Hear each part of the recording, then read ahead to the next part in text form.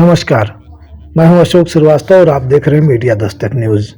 एक निजी कार्यक्रम में बस्ती पहुंचे कांग्रेस पार्टी के वरिष्ठ नेता और पूर्व कैबिनेट मंत्री प्रमोद तिवारी ने कहा, देश में दो विचारधाराओं में आपसी जंग चल रही है। एक है गांधी की विचारधारा, दूसरी गोडसे की। कांग्रेस पार्टी ने शुरू से गांधी को अपना आदर्श माना है और उनके सिद्धांतों पर चलती है।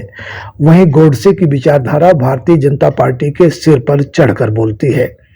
इस देश में जब जब वैचारिक संघर्ष की स्थिति बनी है, गांधी हमेशा जीते हैं और गोडसे को मुंह की खानी पड़ी है।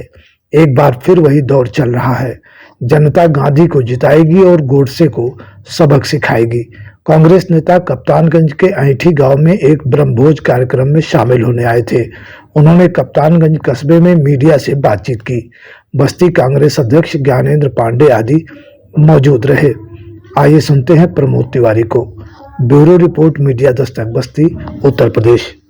तो जो कुछ बस्ती में विकास हुआ है ये उसी सरकार के समय का है। चीनी मिल याद करिए, इन्होंने तो बंद करा है गैर कांग्रेसी सरकारों। जब कभी भी कांग्रेस आएगी उसकी प्राथमिकता में पूर्वांचल होगा। निसंदेह बिना बस्ती के सिद्धार्थनगर के पूर्वांचल तो नहीं विकास हो सकता, तो हमारी प्राथमिकता पूर्वांचल रहेगी। दो विचारधारा, एक गांधी की, एक गोडसे की। हम सब गांधी के पुजारी, गांधी की विचारधारा।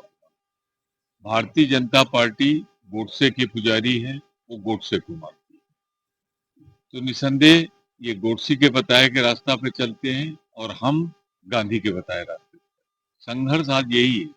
और इसीलिए तो देखिए ना, जो गोडसे की विचारधारा थी आज वो भारतीय जनता पार्टी के सर पर चढ़ती है।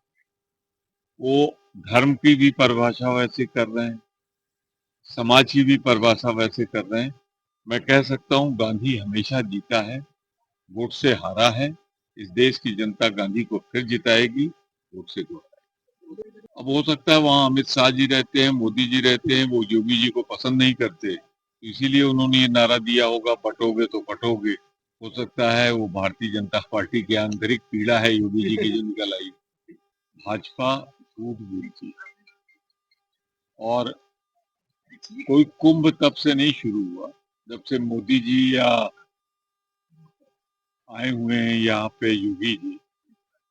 कुंभ तो हजारों साल पहले से सनातन धर्म को मानने वाले, जो उनको नहीं भी मानते हैं धर्म को, वहाँ की सांस्कृतिक छटा देखने के लिए गंगा यमुना सरस्वती के पावन स्थली पर लाखों लोग आते हैं। लेकिन जैसी आदत है भाजपा की, हर बात पे झूठ बोलो।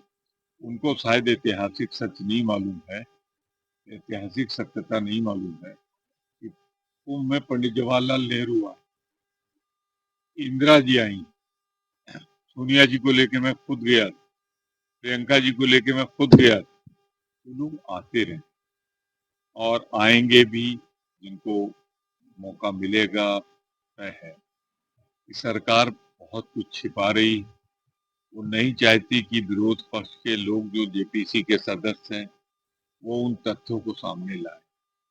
और इसीलिए आज की बैठक के बारे में जो मैंने सुना है कि वो हंगामा करके स्थगित कर दी गई। ये कौन सी नई बात है, तो जेपीसी है।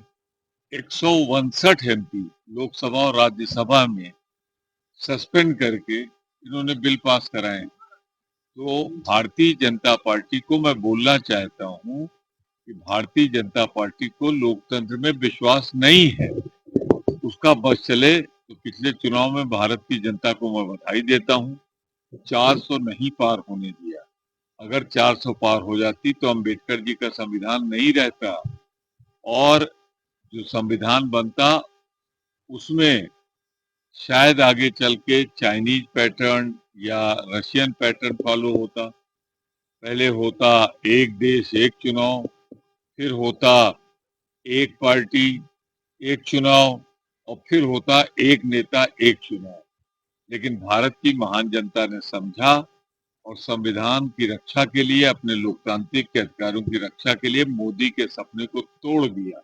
और ना देश में लोकतंत्र ना होता, बल्कि जैसे सोवियत रूस या चीन की तरह संभवतः वो मॉडल ही अपनाते, पर अब नहीं अपना सकते जब तक कांग्रेस पार्टी है, इंडिया गठबंधन है, हमारा पर्याप्त बहुमत है, हम संविधान में संशोधन नहीं